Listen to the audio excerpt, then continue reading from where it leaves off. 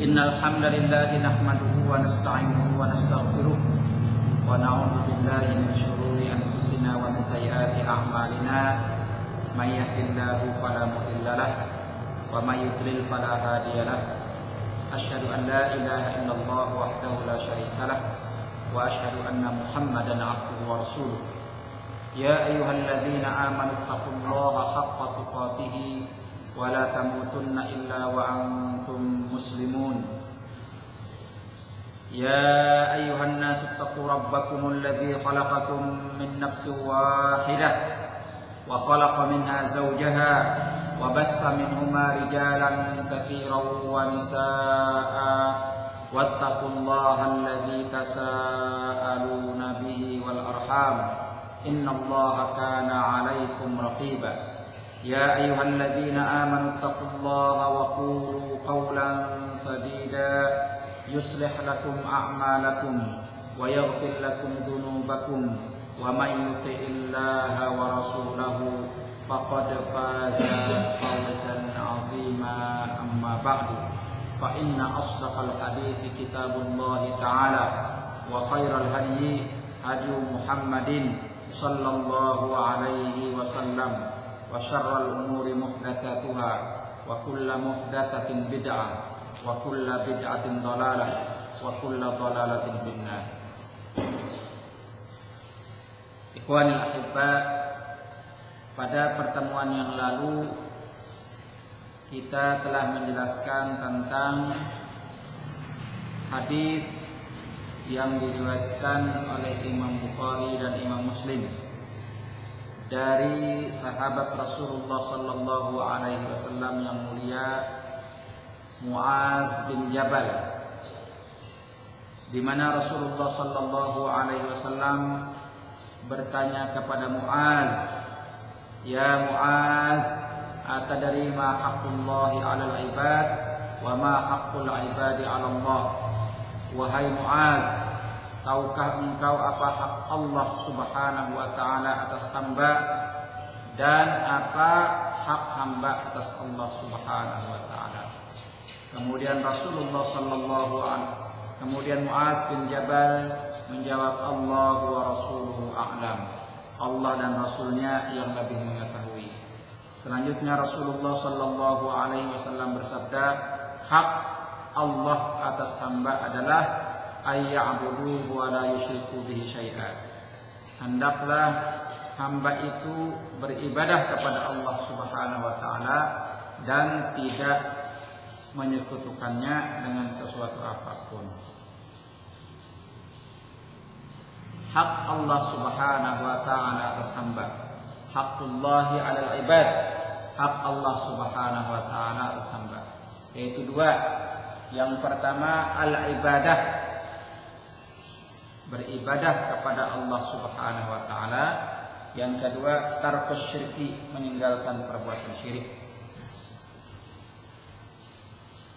Yang pertama sebagaimana kita jelaskan pada pertemuan yang lalu adalah al-ibadah, beribadah kepada Allah Subhanahu wa taala. Kemudian tarkus syirki atau adamus syirki, meninggalkan perbuatan syirik. Ini dua hak Allah Subhanahu wa taala atas hamba.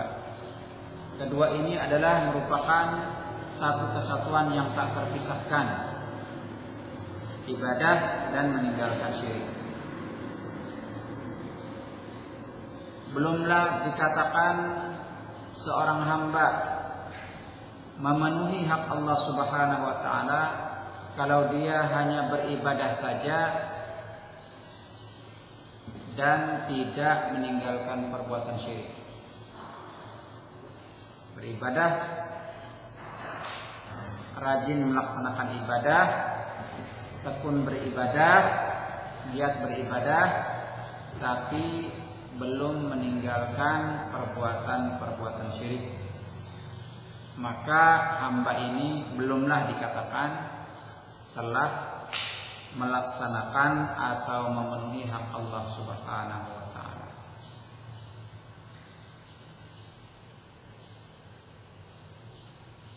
Rajin sholat, rajin puasa, berinfak, bersedekah, rajin baca Al-Quran, tetapi masih mempercayai jimat umpamanya,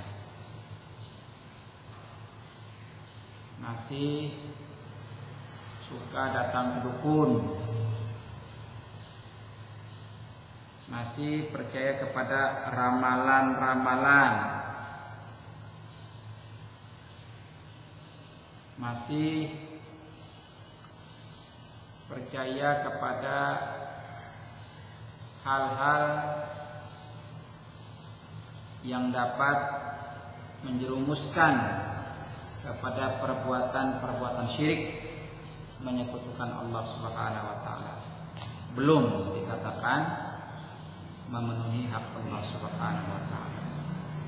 Nah, orang seperti ini disebutkan oleh Allah Subhanahu wa taala dalam Al-Qur'an, dan ternyata kelompok manusia seperti ini disebutkan oleh Allah sebagai kelompok mayoritas.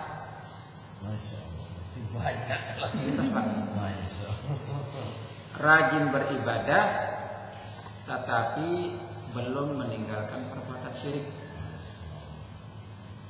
Allah jelaskan dalam surat Yusuf. Apa mungkin salah satu yang suka kelampaian mungkin. Ya, kelampaian sekarang tujuannya apa? Tujuannya apa dulu? Ziarah kubur. Ziarah kubur itu dua Pak. Dua macam atau ziarah kubur, kuburan siapapun tanpa terkecuali, itu dua kemungkinan atau dua jenis saja, tidak ada ketiganya. Satu ziarah sunnah, yang kedua ziarah bid'ah. Itu aja.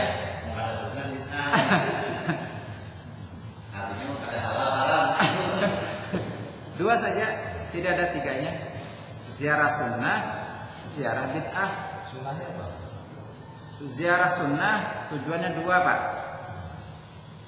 Satu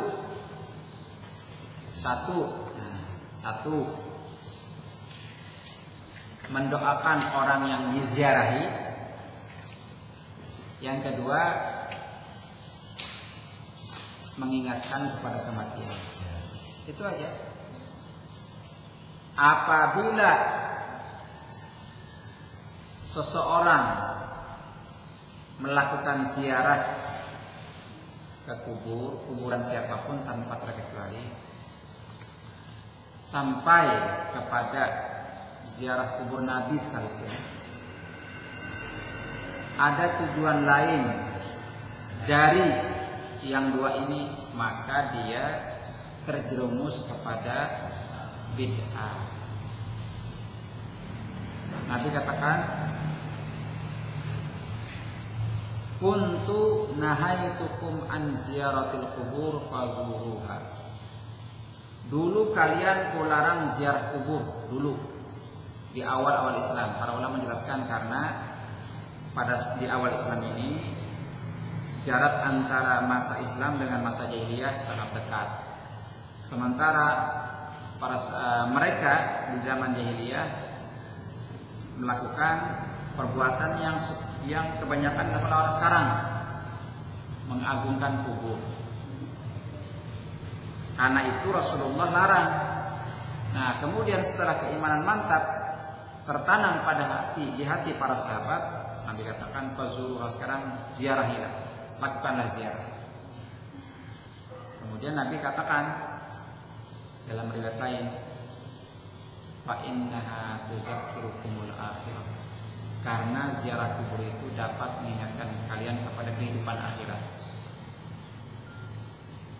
Kemudian di dalam banyak narasi Rasulullah Sallallahu Alaihi Wasallam ajarkan kepada kita doa apa? Doa ziarah kubur. Artinya apa? Artinya kita mendoakan orang yang kita ziarahi, bukan sebaliknya. Minta doa. Nah, jadi mesti jelas dulu Pak. Ketika kita melihat seseorang ziarah kubur, tidak boleh kita langsung mengatakan wah ini ziarah bid'ah, atau wah ini Ampun sampai membaca Yasin duluan situ ya Pak. Baik. Membaca Yasin di kubur bukanlah termasuk yang dicontohkan Rasulullah sallallahu alaihi wasallam. Ya. Membaca Yasin atau surat-surat lainnya Pak Ansari di sisi kubur bukanlah termasuk petunjuk Rasulullah. Jadi ini dulu pernah baca hadis untuk orang ini lah. Artinya di situ adalah Rasulullah untuk mengkapur kubur lah. Ya. Mengkapur. Kemudian mendirikan bangunan, membuat bangunan. Kemudian di situ satu poinnya lagi dilarang untuk duduk. Ya. Di kubur. Nah ini hadis ini kayak apa ya? Masalahnya kalau kita konkretkan realitas sekarang, kuburan bukan aja dicat ya, bukan aja dicat ya, dibangun rumah yang megah. Iya. Kuburan ibaratnya rusak, ibaratnya bangunan pengertian bangunan itu aja kan sudah mendirikan pagar yang terlalu baik aja sudah definisinya bisa merupakan bangunan kan? Ya.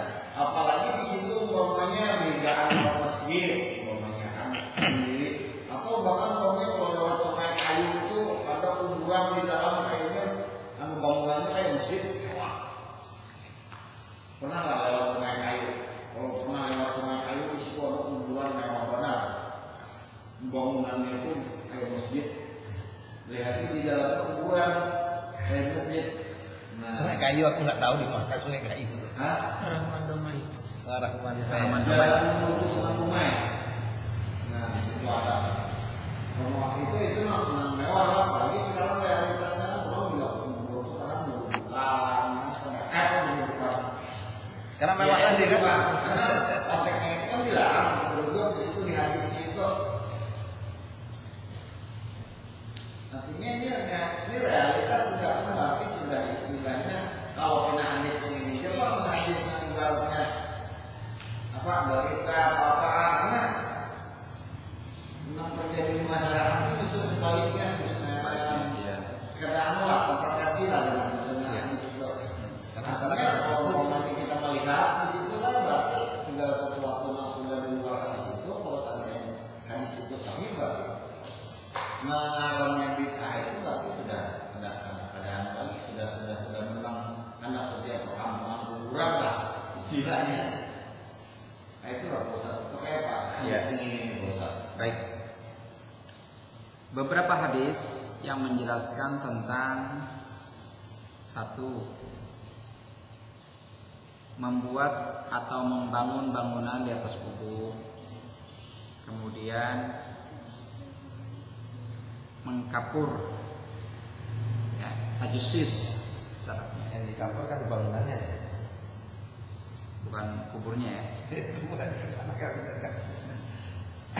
Mungkin nisannya. Mengkapur kubur, kemudian duduk di atas kubur, sholat menghadap kubur, ya. Yang pada intinya adalah pengagungan terhadap kubur. Hadis-hadisnya semuanya sahih, tidak perlu diragukan kesahihannya dan tidak diperselisihkan oleh para ulama tentang kesahihan hadis tersebut. Artinya para ulama semua sepakat bahwa hadis tersebut adalah sahih. Sebab suatu hadis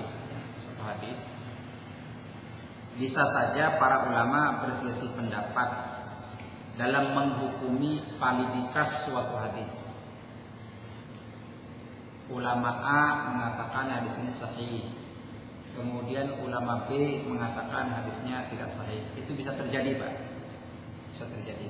Tapi hadis-hadis yang kita sebutkan dalam masalah yang kita katakan tadi, sejauh pengetahuan saya tidak ada ulama yang mempersoalkannya atau tidak ada perselisihan di kalangan para ulama tentang kesahihan hadis tersebut. Artinya ulama semua sepakat bahwa hadis tersebut adalah sahih. Itu yang pertama.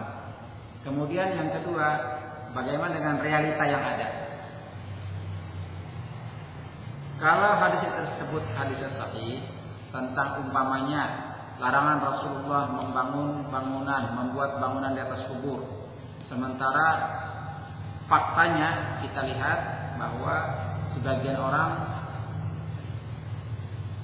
bahkan ada kecenderungan berlomba-lomba. Iya. Kayak orang Nasrani itu lagi kan.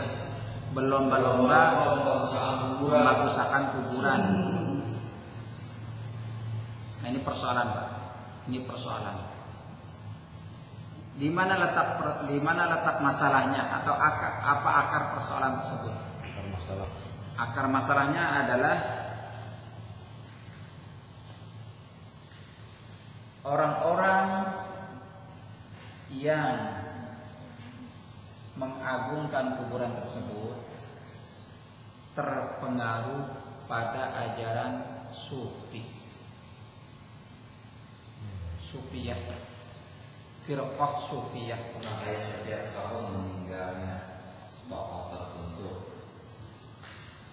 di Indonesia. Nah, setiap tahun tahlilannya luar biasa. Setiap tahun tahlilannya luar biasa. Kuburannya Gus Dur dibangun juga ya? Nah, Gus Dur. Nah, itu situ yang berkarang. Setiap tahun. Coba lihat di TV itu. Ada saya langsung luar biasa. Tapi yang jelas Pak Harto dan Gusti bagus. Nah, Bangunannya memang mana di gunung lagi. Ini Pak, ini akar persoalannya Pak. Sufiyah, tasawuf. Ini persoalannya di sini. Jadi fakta yang kita lihat, sebagian masyarakat yang mengagungkan kuburan dengan berbagai macam modelnya terpengaruh oleh ajaran sufi. apa filosofis di situ tentang kuburan? Baik. Sekarang begini Pak. Kaum sufi dengan segala ajaran yang mereka miliki, mereka sangat mengagungkan kuburan.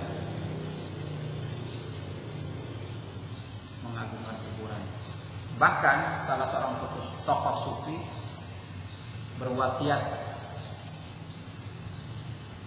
apabila saya meninggal, datanglah ke kubur saya dan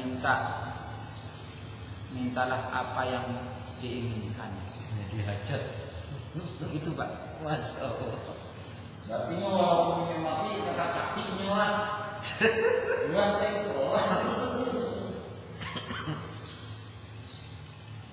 merasa saktinya.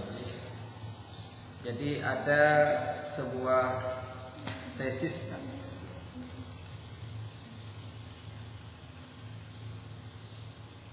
dari salah seorang mahasiswa di Universitas Islam Madinah. Kemudian karena tesis sangat bagus, tesisnya kemudian dibukukan. Judulnya Taqdisul Ashkhas Indal Fikri Sufi, kultus individu dalam pemikiran sufi.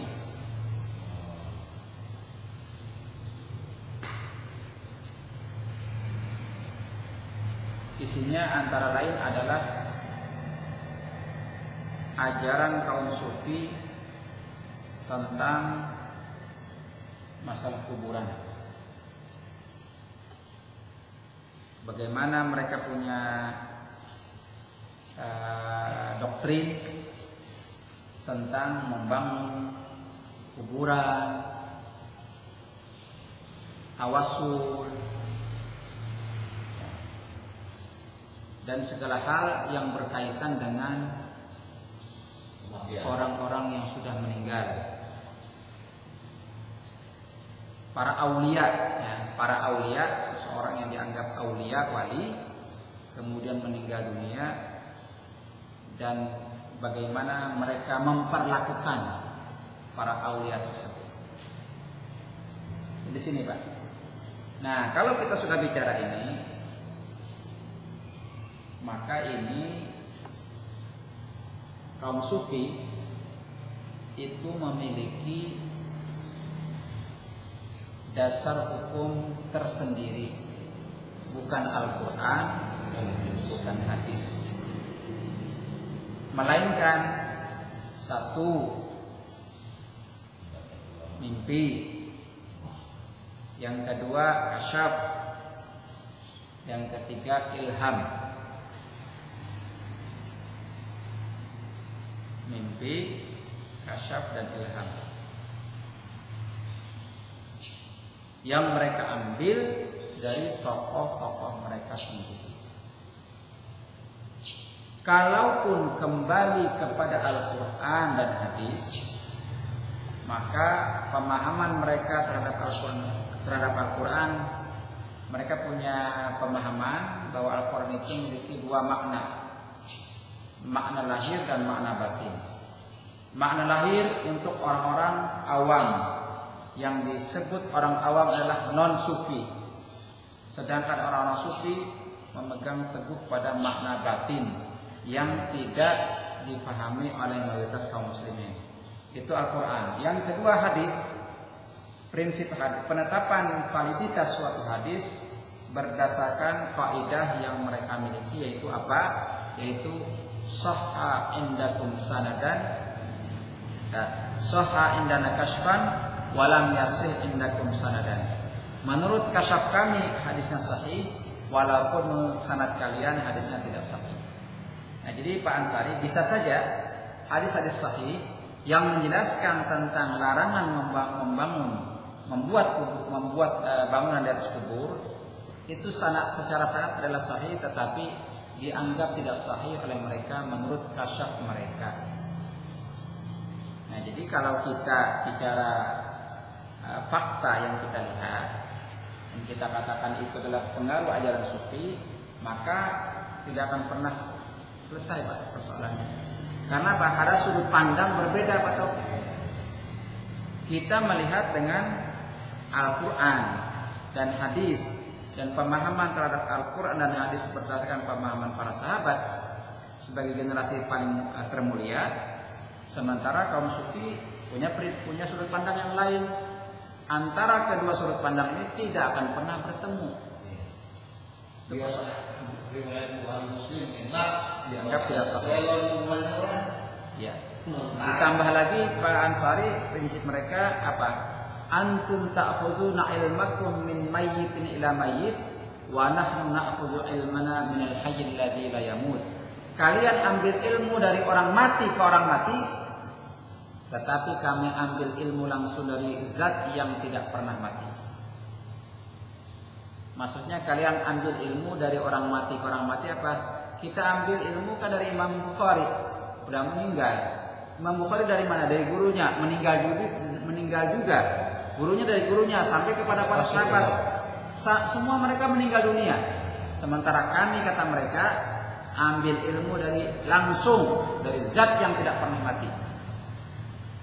Yang disebut dengan ilmu laduni.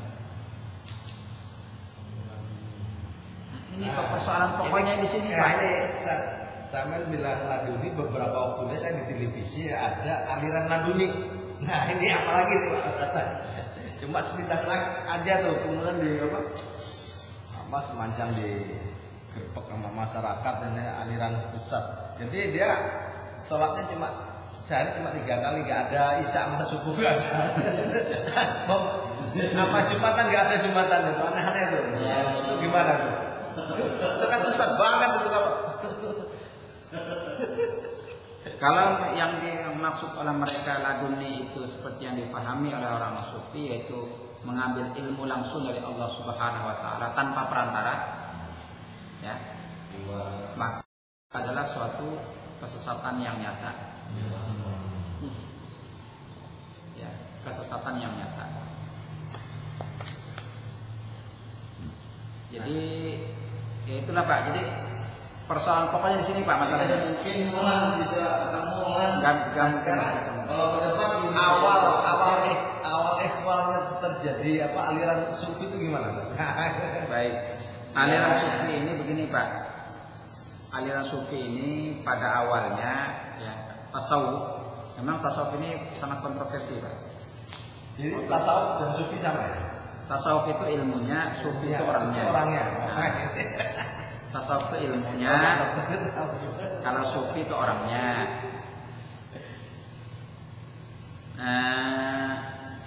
Ajaran tasawuf di awal-awal munculnya itu adalah baik. Baik itu maksudnya begini Pak, baik itu begini. Pada saat itu pada masa awal kemunduran Islam ya, manusia ini cenderung untuk meninggalkan Islam, terpengaruh oleh kehidupan dunia materi. Nah sehingga kemudian ada satu gagasan yang digagas oleh sebagian kelompok ya, itu untuk menghidupkan nilai-nilai keislaman. Terus sekitar tahun berapa Ustaz setelah Nabi itu berapa tahun? Saya tahunnya tidak ingat persis, cuma ini kalau tidak salah di akhir-akhir masa tabi'in. Oh, di akhirnya setelah di akhir-akhir masa tabi'in. Nah, kita lihat Pak, Nabi kan memberikan jaminan Pak. 3 generasi ini ya. Sahabat, tabi'in dan tabi'in. Jadi di akhir-akhir ini Islam mengalami kemerosotan. Kalau kita baca sejarah kebudayaan Islam ya, bagaimana sesungguhnya umpamanya para khulafa, para khalifah itu yang suka berfoya-foya dan sebagainya yang menyebabkan Islam itu mundur. Dan di sini ada sekelompok orang yang berusaha untuk mengembalikan nilai-nilai keislaman lewat suatu ajaran yang kemudian disebut dengan umpamanya zuhud, termasuk masalah kuburan dan sebagainya. Nah, jadi terlepas daripada persoalan, karena memang tasawuf itu sendiri Pak penuh kontroversi begini Pak, istilah tasawuf. Ini para ulama mempersoalkan istilah ini. Dari mana asal usulnya? Asal usul kata. Sebab kalau kita bicara istilah Pak ya, istilah dalam Islam ya, itu semua ada akarnya Pak. Ya. Ada akarnya. Ya, umpamanya kita ada istilah syahadat, ada sholat, ada zakat, saum dan sebagainya itu ada akarnya. Tetapi tasawuf ini para ulama berselisih. Yang intinya bahwa ini bukan berasal dari bahasa Arab. Dari bahasa, ada yang mengatakan dari bahasa Yunani, dari bahasa yang lain ya. Jadi dari istilah saja itu sudah penuh kontroversi. Belum dari segi ajarannya Pak. Nah, kembali ke masalah kita, apa yang ditanya oleh Pak Salih tadi, yaitu antara hadis-hadis sahih dengan fakta yang kita lihat di lapangan. Karena persoalan di sini, Pak. Nah, persoalan di sini, kalau sudah persoalannya menyangkut hal ini, maka dua sudut pandang ini, Pak, tidak akan pernah bersatu, tidak akan pernah menyatu. Persoalannya adalah dasar hukum yang berbeda. Sama aja kita bicara, bisakah kita menyatukan antara ajaran Islam dengan Kristen, Islam dengan Hindu, dengan Buddha, Konghucu, Yahudi dan sebagainya? Nggak mungkin ketemu, karena persoalannya adalah masalah dasar hukum. Sudut pandang berbeda. Tapi kalau tidak istilahnya hal-hal pokok kayak syahadatnya sama, lah syariat yang lain sama. Ya. Ya Allah, artinya sama-sama sholat, hubungannya juga kan. Hanya saja istilahnya ketika menjawabkan. Ada lagi yang udah nyampe dia itu ke apa itu, akhirnya cukup eling gitu. itu gimana tuh? Kepercayaan Bukan. Dia tuh istilahnya kalau sholat, istilah dia udah tinggi lah nomornya. Itu lahir Rasulullah aja sholat kok ini. Itu gimana? Itu salah satu, Pak. Termasuk tasawuf itu. Itu juga salah satu. Itu adalah salah satu ajaran tasawuf. Sebab ajaran tasawuf atau ajaran sufi itu bermacam-macam kan, tidak satu. Jadi sektenya, jadi itu satu firqah ya. Kemudian dalam firqah itu macam-macam lagi. Sama Syiah itu kan tidak satu. Pecahannya kan banyak Pak di dalam. Kemudian bagaimana Syiah yang di Sampang? Saya nggak tahu kalau yang di Sampang. Nah jadi itu Pak, masalahnya di sini. Jadi kalaupun kita ingin menyampaikan bahwa katakanlah berdebat, ya, berdebat itu tidak akan pernah ketemu. Jadi debat kusir ya. Nggak bisa. Jadi ya hal yang harus kita samakanlah kita menetapkan dasar hukum terlebih dahulu. Apabila dasar hukum ini tidak bisa disatukan, mustahil kita akan bisa sama. Satu mimpi, yang kedua kasyaf, yang ketiga ilham. Kemudian Al-Quran. Mereka katakan juga ambil dari Al-Quran. Nah, persoalannya adalah Al-Quran ini dipahami dengan dua makna lahir dan makna batin. Ya, hadis yang kita bawakan bisa dikatakan tidak sahih. Kenapa? Karena menurut kasyaf mereka tidak sahih. Walaupun kita katakan ini sanadnya sahih, perawinya adalah Imam Bukhari, Imam Muslim dan sebagainya. Sama dengan Syiah Pak. Orang Syiah itu punya sanad tersendiri. Sanad itu perawi hadis. Punya sanad tersendiri. Mereka tidak akan pernah menggunakan sanad-sanad Ahlussunnah wal Jamaah. Jadi nggak pernah ketemu. Diskusi tidak akan pernah bisa. Jadi kalau mau berdialog, samakan dulu dasar hukumnya. Itu persoalan pokoknya. Kita bukan dulu ya.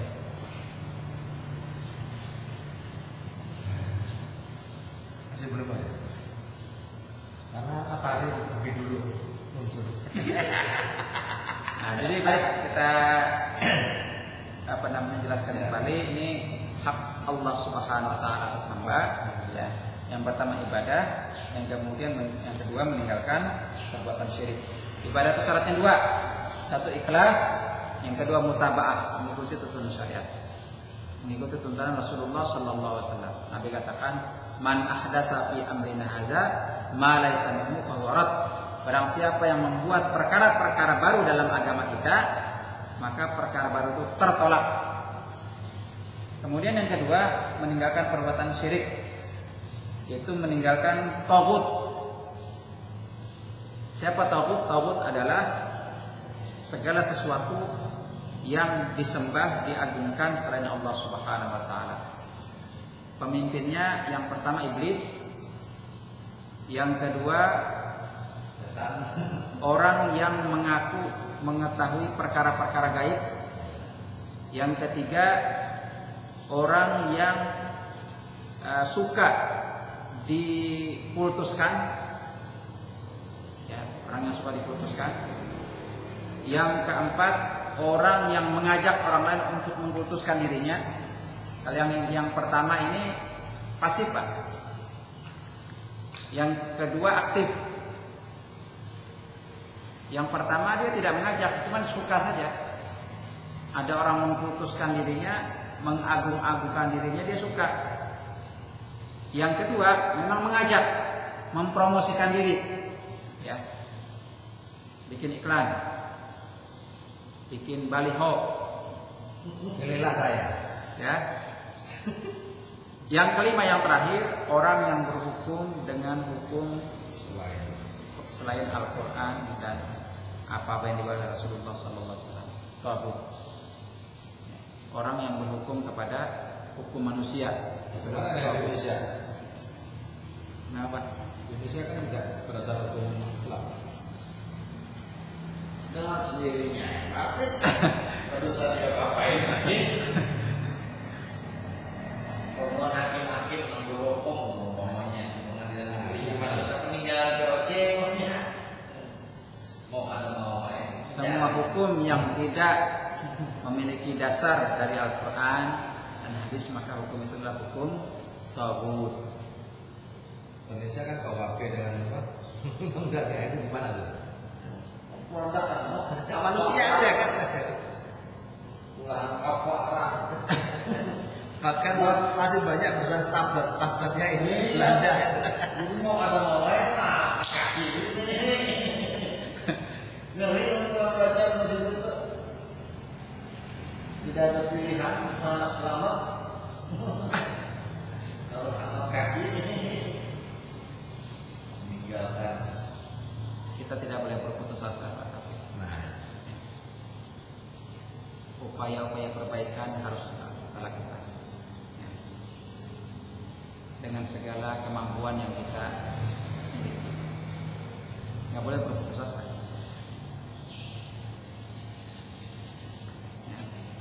Sebab berputus asa tidak akan pernah menyelesaikan masalah. Tidak akan menyelesaikan masalah, Pak. Oke, putus asanya ya Pak, maksudnya tuh. Karena nalar putus asa kan istilahnya tuh. karena kalau di Indonesia besar Pancasila maksudnya.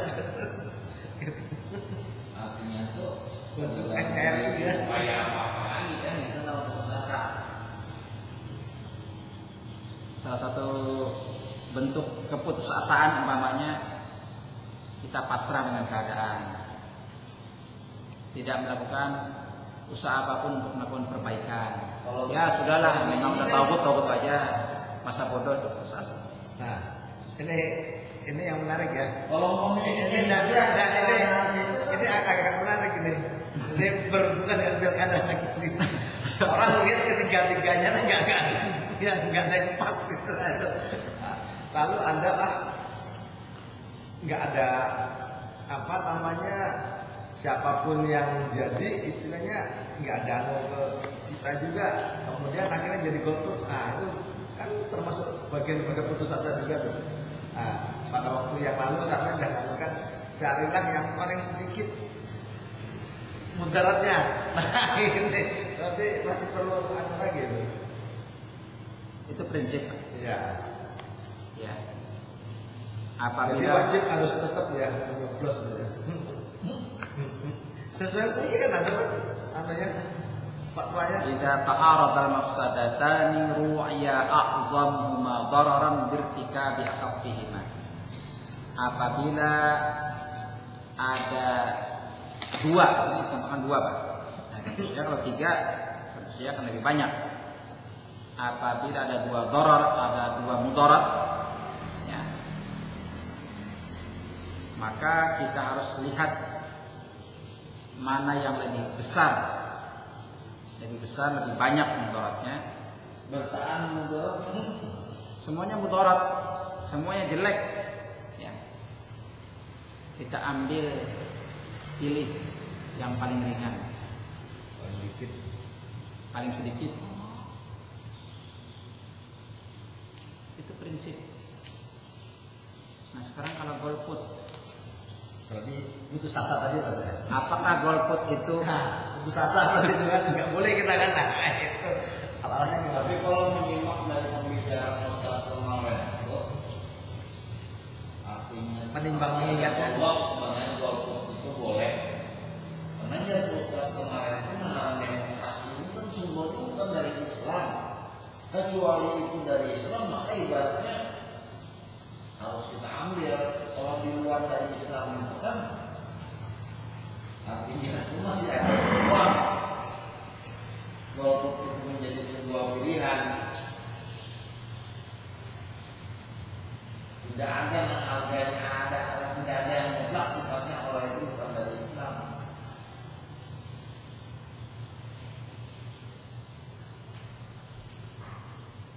kita kan punya dua pilihan, Pak. Satu memilih, Dua tidak memilih. dua tidak memilih. Nah ini toh, Nah kan kita kalau umpamanya hendak memilih, inilah Jadi dia pilihannya bukan anunya ya, pesertanya. ini dua dulu ya. Dan tidak memilih ya. dari sini. Nah itu kan berarti sumbernya di Satu memilih, dua Iya. tidak memilih. Iya. Memilih kan ada tiga nih, ya. Ini 3. Ya. Tiga. Nah, sekarang kita lihat itu. Nah, kita sampai 3 orangnya. 1 memilih, 2 tidak memilih. Kan bisa sampai makanya panjang. Memilih atau mudaratnya, kan kita lihat ini kadang pas. Memilih ada mudaratnya, tidak memilih juga ada mudaratnya. Nah, sekarang ambil yang paling ringan. Kita khawatir itu Pak Ansari, kita khawatir dengan kita mengambil pilihan kedua, ya, ini akan membuka peluang yang lebih besar bagi kemenangan yang justru lebih besar mudaratnya. Itu yang kita khawatirkan. Sekarang ini Pak Ustaz, kalau mau kita membuat peta politik lah, nah kalau bagaimanapun kalau kita bicara ini pasti kita bicara realita kan, Ya. bicara kondisi politik. Ya kalau 1, 2, 3 itu adalah produk dari hubungannya juga. Ya, oke. Kan itu berarti kan kesimpulan yang kita ambil dari 3 ini produk hubungannya juga. Apapun yang terjadi bagaimanapun itu sumbernya hubungannya yang mengatur. Iya. Ya kan? Nah sekarang berarti kesimpulannya kita mengambil pengaturan tunduk kepada pengaturan hubungan yang atau kita meninggalkan tidak memilih hasil produk dari pengaturan hubungannya.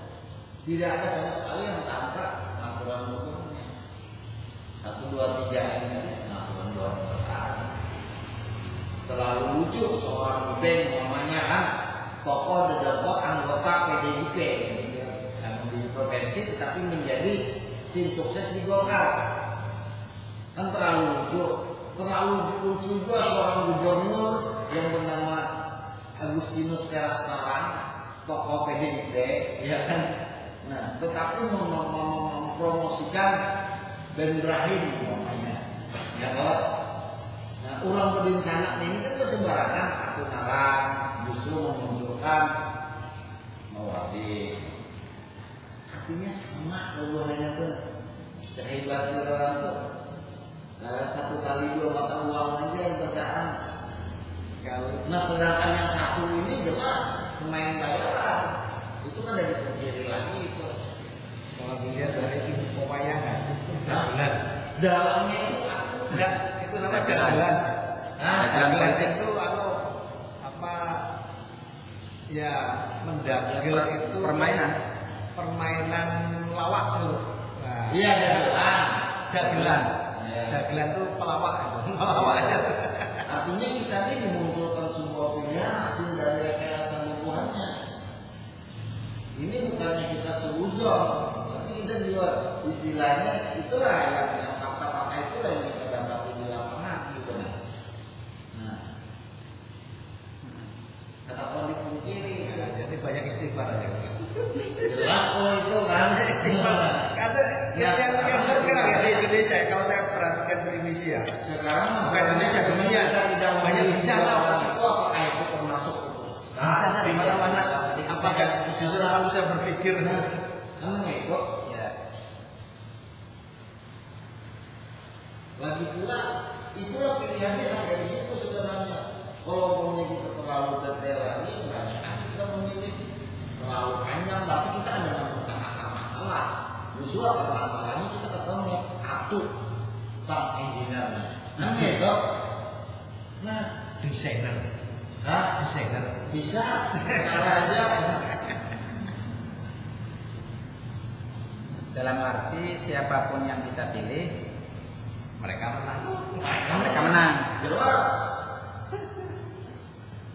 Yang bisa memperbaiki keadaan kita ini kecuali kita muncul tokoh ulama dari Kalsel, ya kan, yang bisa menyatukan umat Islam di sini. Sepanjang ibaratnya di kita aja kan ada ibaratnya tokoh yang bisa karismatik bisa menyatukan. Maka sepanjang itu dua cengkraman kita ini tetap di tangan oleh Bubuan Nara. Ya. Jadi tetap Pak kaidahnya, ini kaidah Pak. Ya. Kaidah yang disepakati oleh para ulama, tidak seorang pun yang tidak sepakat dengan kaidah ini. Idza ta'aradal mafsadatani wa ayya a'zamuhuma dararan birtikabi akhaffihima. apabila ada dua mudarat, lihat mana yang lebih besar.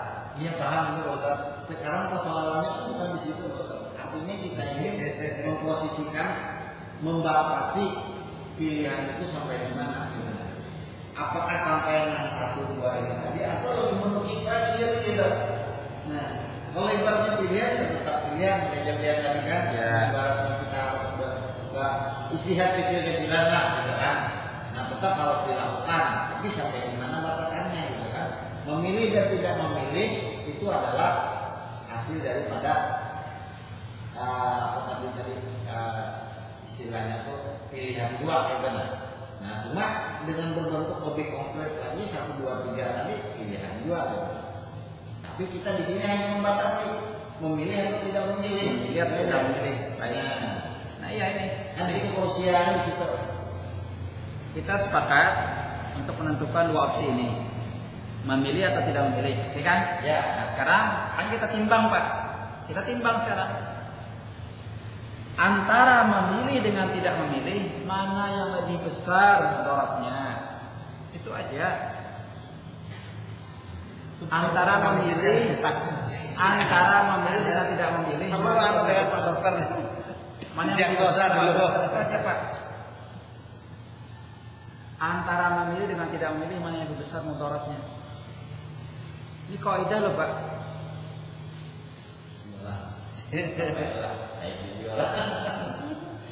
Yang jelas posisi tawar kita tidak ada, bukan lemah dan tidak memiliki posisi tawar kita tidak punya keberanian memilih. Kita namanya mengambil konkret lah, itu bicara konkret ya.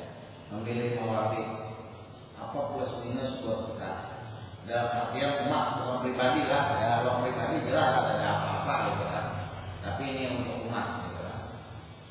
Ya, nah kayak yang kita nonton dulu memang ada sedikit banyaknya ada. Ya kan? masjid aku udah kebangun. Kalau umpamanya memilih band, walau bisa nanti tak bisa gereja yang gede. Ini ya kalau berbicara masalah umat, terlepas dari ibaratnya boleh atau tidak atau bagaimana, saat ini kepentingannya perhatiannya terhadap Islam besar. Artinya ini memiliki nilai 50-50 dengan band dengan Mawardi. Coba masjid mana, langgar mana yang di daerah apa pinggiran-pinggiran Kapuas makanya disentuh oleh keduanya bayar terus lah masjid. Nah, bayarnya lama-lama ibaratnya Mawardi sudah sampai ke situ juga. Ini bila kita melihat jahilnya aja, gitu kan? Nah, karena tampak aja, artinya punya pun memiliki juga perhatian yang sama. Hanya perbedaannya nas aja melarang, gitu kan? Jelas nas Quran tidak boleh memilih gitu. Artinya memang secara namanya mau tidak mau karena nasnya karena itu tersisih sudahnya kan? Tersisih sudah. Paling tinggal Islam dengan Islam. Nah, yang pas itu terlepas apa dibayar atau nggak dibayar, ada yang Islam itu aja. Kan berarti kita dua itu kalau surat, artinya gugur dengan sendirinya pembelian tadi kalau bisa dilibatkan menjadi pilihan. Tapi berarti bila kita melibatkannya sebagai pilihan, berarti kita menyampingkan ayat. dua. Setuju. Duanya lebih sisanya kan.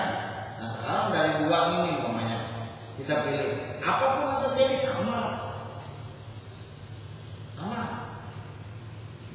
Ya kalau justru ibaratnya kalau umpamanya kita menganalisis secara rasio Islam ini memang paling bagus secara rasio karena lebih mendekati kepada kebenaran yang dianjurkan. Mawardi ini ada calon Kristen gitu. Nah, ya kalau berdua berarti sisa sekulernya kalau mengejar pusat tadi sekarang kita menentukan sekuler pilihan kita. Apa yang terjadi? Jelas ini ada bakal bertahan sampai ditetapkan menjadi pemilih kalau seandainya menang. Karena kita harus tuntas bicaranya kan, berarti harus hingga sampai duduk. Ini memang ada bakalan bisa karena banyak rekod yang ditumpuki oleh lawan politiknya. Bagaimanapun pasti runner up-nya kayaknya yang akan naik. Ben maunya jadi runner up, Ben yang akan naik.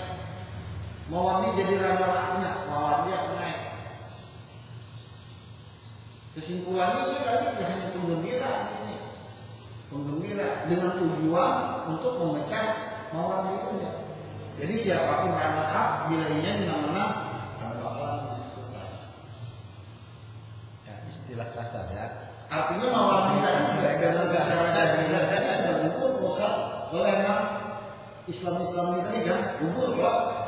Karena kedua kami dalam Islam itu lebih bagusan yang Islam.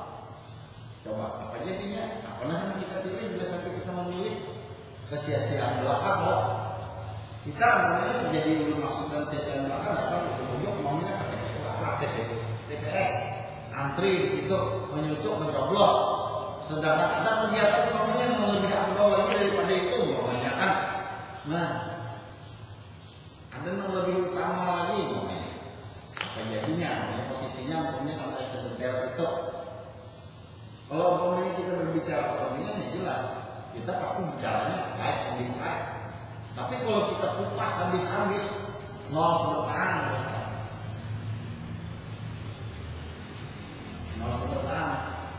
artinya kita akan melakukan sesuatu yang sia-sia berarti. Karena ketika Mawardi berhadapan dengan calon Islam ini, Mawardi pasti gugur. Karena konteksnya apa?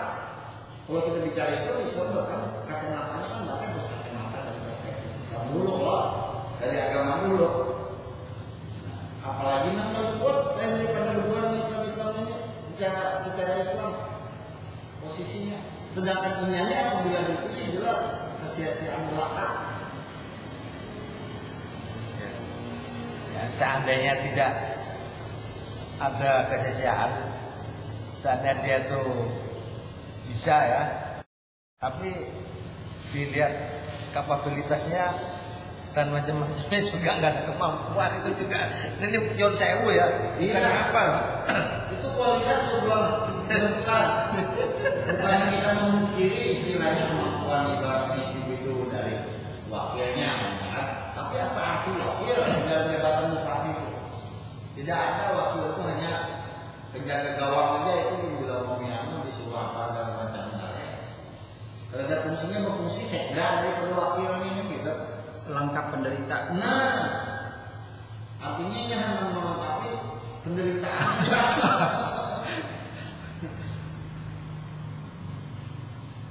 Jadi istilahnya itu Ustaz, apapun yang kita pilih itu adalah hasil dari produk hasil dari.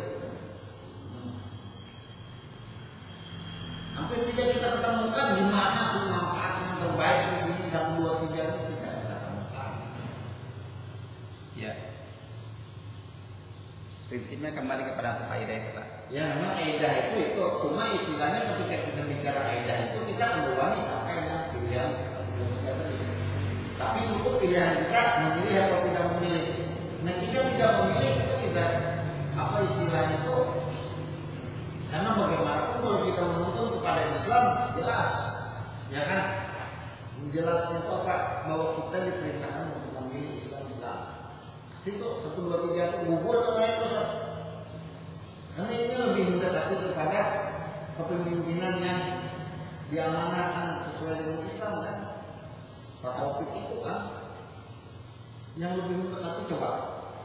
Ya, karena di Islam kalau punya Kristen itu kan sudah dilarang oleh Nas. Sekali makanya katakan sudah ngomong tadi kan, dilihat tingkat kapabilitas mereka itu berdua ya belum teruji lah istilahnya. Karena gini, saya punya teman ya, dulunya dia kasih aja Pak Ustaz, kasih ya. Setelah dia naik jadi kepala kantor ya. Pas ketemu itu kenapa mengurus tuh? Dulunya seger, ternyata apa? Berat jadi seorang kepala itu. Nah itu. Dia cerita tidak seringan yang kita bayangkan Pak Taufik dulu waktu